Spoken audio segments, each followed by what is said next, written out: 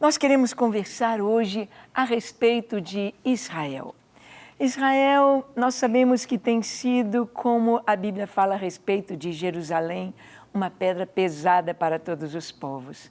Tem sido um assunto, um ponto de conflitos, de divergências, de opiniões e muitas vezes até mesmo a própria igreja, até mesmo os próprios cristãos não compreendem bem este assunto. Israel no plano de Deus.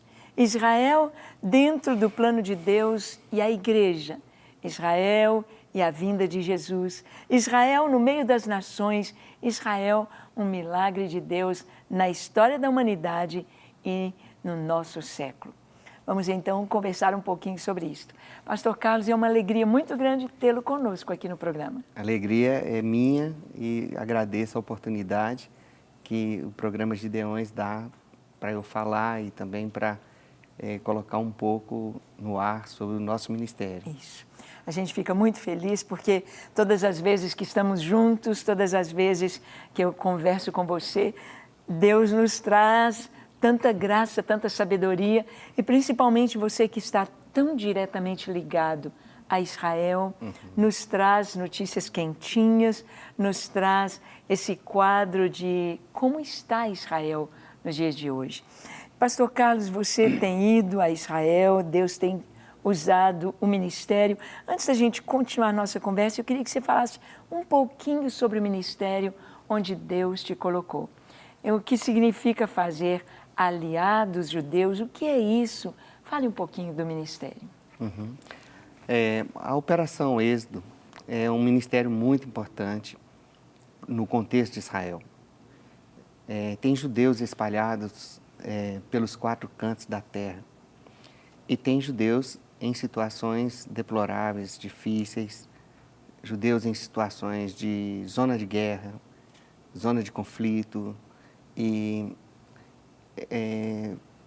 quando a gente sai, as nossas equipes saem em direção a eles para levar ajuda humanitária, a gente vê realmente como somos importantes neste contexto.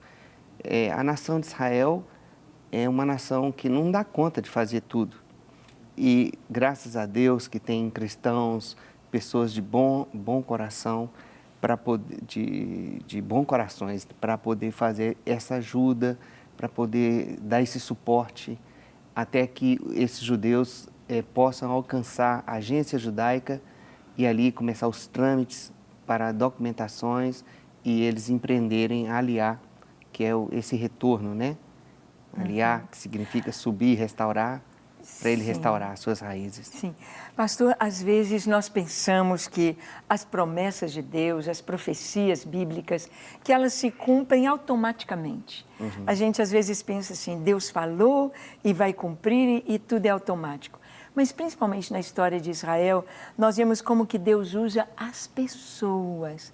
E Deus usa de maneiras tão diferentes. Por exemplo, quando foi o nascimento de Jesus. Maria estava grávida lá em Nazaré, lá na região ali das montanhas da Judeia, mas o bebê deveria nascer, o Filho de Deus, o Messias, em Belém da Judeia. Então Deus usa César Augusto para baixar um decreto, obrigar as pessoas ali naquela região da Judeia para se recensearem. Eles teriam de viajar, era uma ordem imperial. Então, José vai junto com Maria e ali chega o dia de dar à luz, a profecia se cumpre. Então, muitas vezes as pessoas acham assim, não, Deus falou que Ele vai trazer os judeus de volta para a sua terra, é um problema de Deus. Mas Deus traz ao coração de cristãos e outros judeus também para fazerem o cumprimento dessa profecia, não é verdade? É verdade, e as pessoas pensam que às vezes Deus não tem o controle de tudo. E Deus está no comando e Ele tem absolutamente tudo sob seu controle. Sim. Quando a gente vê aquele endurecimento lá, na verdade o imperador, ele queria fazer um recenseamento, possivelmente para ver lá o Bolsa Família, a cobrança, né, os impostos, também a ração, o que ia distribuir para o povo e tal. Só que ele mal sabia que ele estava sendo usado por Deus, porque profecia tem que se cumprir à risca. Sim. E Jesus, para ser o Messias, ele precisava de cumprir todas as profecias que foram ditas a respeito do Messias. Então, ali vem perseguição, eles vão para o Egito, aí Mateus 2,15 repete a profecia de Oséias 11, versículo 1, quando Israel era menino, do Egito chamei o meu filho. Então, a família de José e Maria vão para o Egito para sair daquela situação de perigo, Jesus poderia morrer ali. Então, para salvar esse menino, depois que Herodes morre, então ele vem e chama de volta o seu filho do Egito, Mateus 2,15. E para onde que eles vão? Vão para Nazaré, né? Por que Nazaré? É porque ele, segundo a profecia, ele seria chamado de Nazareno, ou Nazareno. Então, tudo isso precisa, esses movimentos que foram feitos ao longo da história, da vida de Jesus, é para cumprir as profecias. Né? Tudo tem o tempo, o modo e as pessoas envolvidas. Uhum. Você pensa, pastor Carlos, que hoje nós, a Igreja do Senhor, somos chamados para estar envolvidos com Israel? Tem algum chamado para a igreja para olhar para Israel e somos instrumentos de cumprimento de profecias? O que você acha? Eu acho que sim. Não é? O que a igreja, isso aí, a culpa é dos púlpitos, quando a igreja não é orientada acerca das profecias. Nós não podemos pensar que o Antigo Testamento caducou. Se você não ler o Antigo Testamento e se você não aceita o Antigo Testamento, ou seja, na aplicação do dia a dia, então você automaticamente vai ficar na estrada, porque você não vai conhecer o Novo Testamento. Eles não vão se encaixar, porque você não tem a outra parte para você fazer o encaixe. Então, nós podemos ver, por exemplo, tantas coisas que estão escondidas na Bíblia, como segredo. A vida de Ruth, por exemplo. Ruth era uma gentia. Uhum. Noemi, uma judia. Né? Noemi é aquela que é o remanescente da família judaica que sobrou na nação de Jordânia, né? Que é Moabe e Jordânia. E Ruth é aquela gentia, uma jordaniana, uma árabe, que tinha sido enxertada na família de Noemi pelo matrimônio, né? Noemi perdeu o esposo, perdeu os filhos, e essa moça, ela tinha tudo para seguir a sua viagem, voltar para trás, para a casa de seus pais, para os seus deuses, para recomeçar a vida, quem sabe achar um rapaz e casar-se com ele. Moabita, né? Era moabita. Um árabe, né? Um árabe. Uhum. Não, essa mocinha, uma árabe, ela resolve seguir com sua sogra e sem nenhuma prerrogativa, porque Noemi era idosa, era estrangeira, era pobre e viúva. O que futuro Noemi teria para dar para Ruth? Mas Ruth, ela abdica disso tudo e vai seguir com a sua sogra, apenas para servir aquela senhora idosa. E é o que nós estamos fazendo, Operação Êxodo. Somos cristãos, gentios, que estamos ajudando Noemi a voltar para casa. Ajudar Israel a voltar para casa, sem nenhuma prerrogativa. Apenas um apoio. Apenas um apoio. Mas acontece que tem bênçãos para Ruth. Esse apoio vai trazer aliança. Vai trazer aliança, porque ela que foi apenas para ser uma serva, acabou casando-se com o dono da fazenda, que é Boaz. Sim. E Boaz resgata Ruth e Noemi. Noemi é abençoada por isso. E desse relacionamento de Boaz com Ruth, nasce Obed, de Obed nasce Jessé, de Jessé nasce Davi, e o Messias vem da linhagem de Davi. E foi muito sofrido para essas duas senhoras. Sofrido para Noemi, que perdeu esposo e perdeu seus 2 filhos. Eu perdi uma filha há 1 ano e meio atrás. de 19 anos. A senhora perdeu no mesmo ano uma filha de 45. Quão doído é isso? Verdade. É assolador. O coração da gente parece que passou... Dilacera. É muito pesado. O luto é muito pesado de um filho. E Noemi estava nesse contexto, tanto é que ela disse para Ruth, não me chame, para as mulheres de Belém, não me chame de Noemi, que é doçura, né? Mas me chame de Mara, que significa amarga. E Ruth trouxe doçura na vida dessa mulher. Sim. A amiga, Ruth trouxe doçura. Então, Ruth também estava com seu coração enlutado, porque tinha perdido seu esposo. Mas Deus abençoou. Ruth valia para Noemi, ela equivalia a 7 filhos. Né? E acabou virando a dona da fazenda. E tanto sofrimento que curtiram juntas, pastora. Eu fico imaginando, às vezes, nós curtimos os nossos sofrimentos da perda de uma filha, voltando da igreja, voltando de adoração ao Senhor. A senhora perdeu a Suzy, que tanto trabalhou para o Senhor, que a gente viu os testemunhos, ela não ficava praticamente um dia sem falar de Jesus para ninguém. E, de repente, é recolhida, tão tenra idade, 3 filhos adolescentes. E isso não é fácil. Eu passei por esse luto, eu sei o que a senhora sentiu, é terrível. Mas um dia, Deus vai mostrar para a gente, como Noemi e Ruth, se elas soubessem que aquilo tudo, aquele enredo de história, que Deus mandou fome em Belém, para dispersar, um propósito. Para dispersar aquela família, para ir em Moabe, simplesmente para buscar Ruth. Era para buscar Ruth.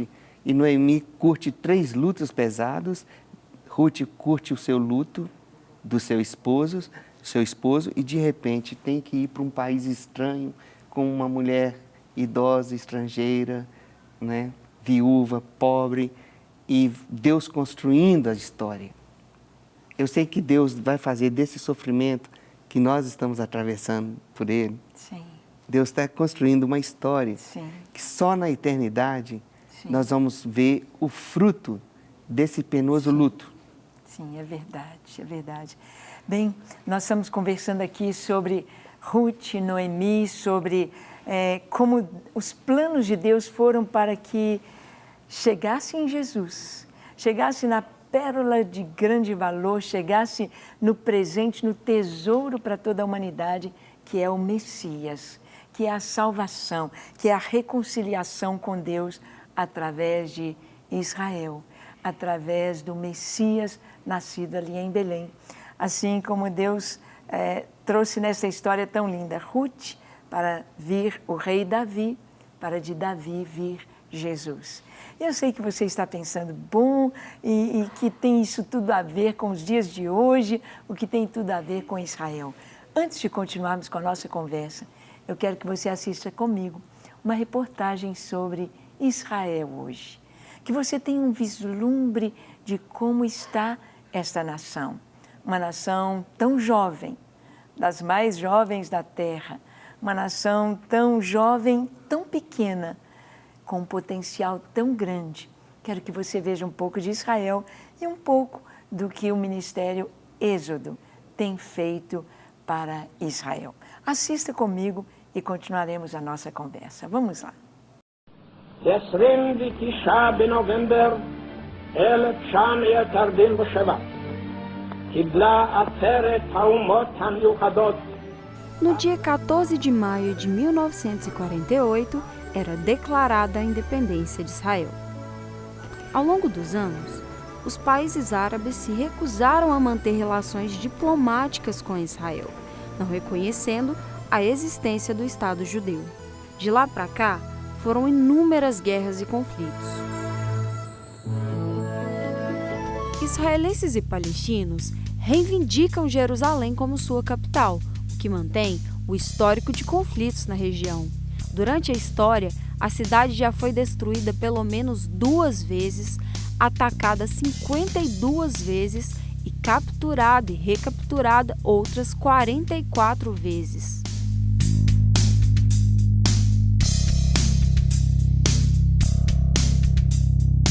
Recentemente, o presidente americano Donald Trump se posicionou a favor do reconhecimento de Jerusalém como capital de Israel, aumentando a tensão entre os países e a comunidade internacional.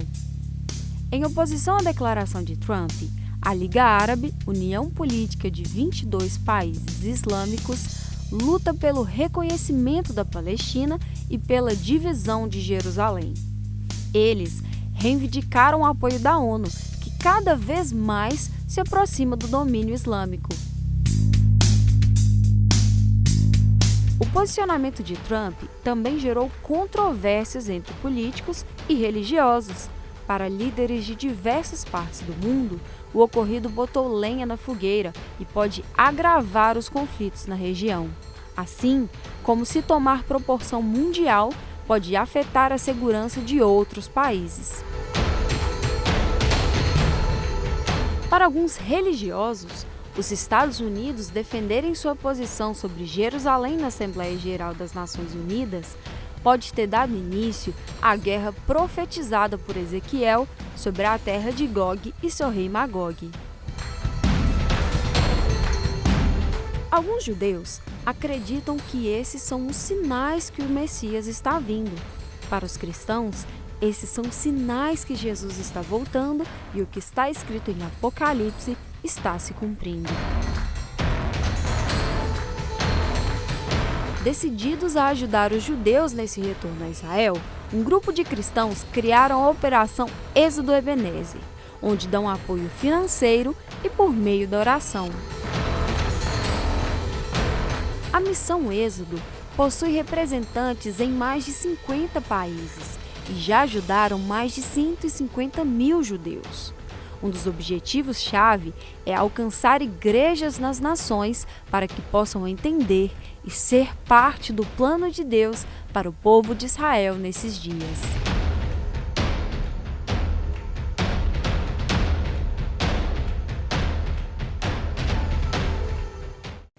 Muito bem, estamos conversando a respeito de Israel, a respeito do cumprimento das profecias bíblicas, e nós estamos vendo que nas histórias mais simples, nas histórias de pessoas, Deus tem um plano para nações, Deus tem um plano para o mundo inteiro. Pastor Carlos, você estava falando, antes do nosso VT, estava falando sobre Ruth e Noemi, e você estava trazendo isso exatamente para mostrar a importância da igreja com relação a Israel. Eu queria que você desse um fecho nesse assunto que nós estamos tratando, para entendermos bem Israel e a igreja hoje. A família de Noemi, elas morreram. E nós podemos ver isso, o que ocorreu na Segunda Guerra Mundial, onde 6 milhões de judeus foram sacrificados. E então sobra... Muito luto, né? Então, isso deixou o povo, de certa forma, com o coração amargo, porque foi muito doloroso, não é? E Noemi é o remanescente, ou seja, ainda sobrou judeus, né? E Ruth representa a igreja do Senhor. Israel não tem amigos melhores do que os cristãos. Eu estou convicto, estou certo disto, porque todos os anos em tabernáculos, né, na festa dos tabernáculos, tem 95 nações dizendo para Israel que nós amamos vocês. Então, a melhor amiga de Noemi é a igreja do Senhor, são os cristãos. E eu tenho certeza que Israel pode contar conosco, porque dali está a nossa fé. Ali nasceu o nosso Messias, ali ele foi sacrificado, ali ele vai pôr os pés no Monte das Oliveiras, no seu retorno. E uma coisa interessante que Ruth disse para Noemi, ela disse, não me instes para que te deixe, né? O teu povo é o meu povo, o teu Deus é o meu Deus. E o apóstolo Paulo fala lá na carta aos Gálatas que nós somos herdeiros, descendentes de Abraão pela fé. Quando a gente lê a Bíblia, a gente se sente parte, a gente se sente um só, A gente sente Abraão, Isaac, Jacó, José, Daniel, Samuel, Davi. A gente sente nossa família. E essa família que perpetua, que continua hoje. Há muitas pessoas que às vezes pastores também, não compreendem muito bem o que está acontecendo, vendo Deus trazendo o cumprimento das profecias bíblicas, o preparo para a volta de Jesus. E Israel é fundamental nessa história, fundamental nestes sinais. Israel é o relógio de Deus, né? A volta do povo para a sua terra. E essa volta está se completando dia a dia, não é, pastor? A gente chega em Tel Aviv, podemos ver Iafo, Hanana, Netânia, cidades todas que outrora foram assoladas, estão todas reedificadas e habitadas, conforme diz a profecia de Amós, capítulo 9, versículo de 11 a 14. Sim. Então, as cidades estão sendo todas restauradas, era um montão de ruínas, né? E hoje estão sendo restauradas. A profecia tem se cumprido, e se o cristão não lê a Bíblia, se não lê o Antigo Testamento, se não fizer essa leitura panorâmica da Bíblia, direta... Passeio pela história, né? Não vai conseguir entender o tempo que nós estamos vivendo. Se você desprezar profecias, a Bíblia fala, não desprezeis profecias. Sim. Lá em 1 Tessalonicenses 5. Não desprezeis profecias. Se desprezar as profecias, você vai perder a estrada. Você não vai conseguir achar a estrada, não é? Verdade, verdade. E é muito lindo nós podermos ver, né, como está Israel hoje. Israel é um enigma para o mundo, né? Porque a gente sabe que chances de sobrevivência não tinha. É mesmo sobrenatural, sopro de Deus, né? E Deus usa as pessoas, Deus está no controle de todas as coisas. E é muito importante que você possa ter esse entendimento de que precisamos orar por Israel, precisamos abençoar Israel, precisamos amar Israel, porque Israel é chamado de a menina dos olhos de Deus. Como não vamos amar o Senhor? Como vamos separar as coisas? Então, é muito importante isso. Eu me lembro de conversar com um pastor palestino, claro, né, árabe, convertido a Cristo, e ele disse que o primeiro sinal que ele viu na vida dele, de que ele foi transformado pelo poder de Deus, é que assim que recebeu Yeshua, Jesus como Salvador, ele orou por Israel e abençoou Israel. Então ele disse, eu mudei, eu sou nova criatura. Então, realmente, esse amor, esse laço, ele existe desde que nós recebemos Jesus como Senhor e Salvador. Pois o propósito de Deus foi de criar esta nação para trazer o Salvador ao mundo. E esse amor há uma dívida dos cristãos para com Israel. Não é verdade? E Deus está trazendo hoje os cristãos pagando essa dívida, em outras palavras, em amor a Israel.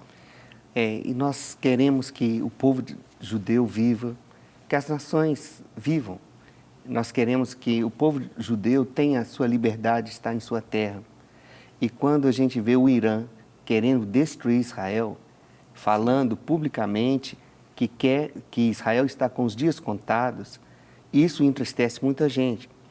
Principalmente porque ele faz ameaça a Israel e à ONU, eles não falam nada. Os delegados das nações não se posicionam a favor de Israel.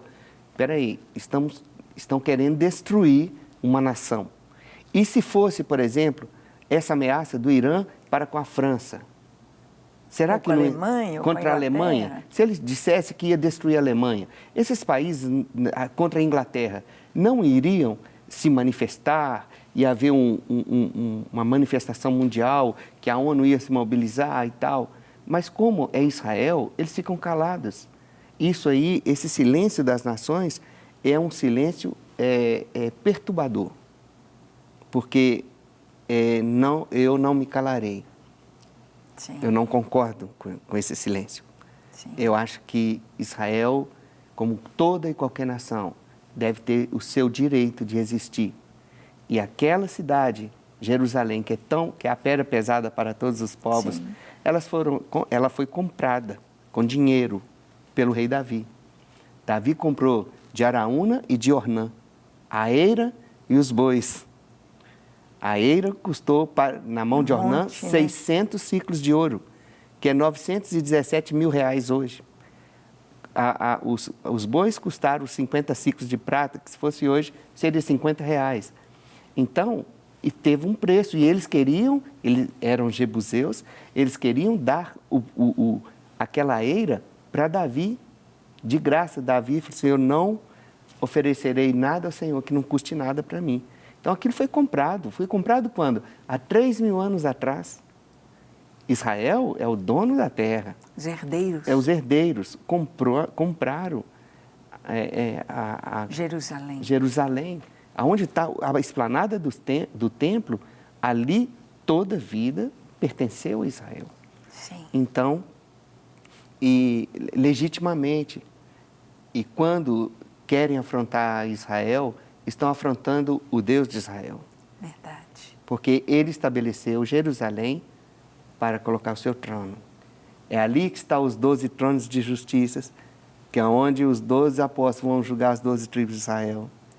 Ali o Messias colocará os seus pés sobre o Monte das Oliveiras. Lá em Zacarias 14 tem coisas terríveis lá. Vamos ter tempos ainda difíceis ali, por causa... Aquele monte vai dividir em duas partes. Vai sair uma água que vai uma parte para o Mediterrâneo, a outra vai para o Mar Morto e vai curar as águas do Mar Morto. Ali vai ter os olhos das pessoas, dos inimigos de Jerusalém. Eles vão apodrecer na carne, órbita. A língua vão se apodrecer. Então, tem um cenário difícil ainda para acontecer, porque Deus está no controle de tudo. Sim. Então, essas nações que se levantam contra Israel, Mateus 25 fala sobre elas. Mateus 25 tem duas parábolas. A parábola das 10 virgens, que Deus vai tratar com a igreja. Depois tem a parábola dos talentos, onde Deus vai tratar com o seu servo. E depois, a partir do versículo 31, fala do tratamento que ele fará com as nações e vai levá-la para o vale das forças, não é? E vai contender com as nações lá que se levantaram contra ele. E está ligado com a profecia de Joel também, né? Joel 3. E vai ser difícil. Essas nações, quem vai defender Israel sempre será Deus. Para receber todas as novidades do canal, inscreva-se. E se curtir o vídeo, clique em gostei. Aproveite para acompanhar a Rede Super nas redes sociais.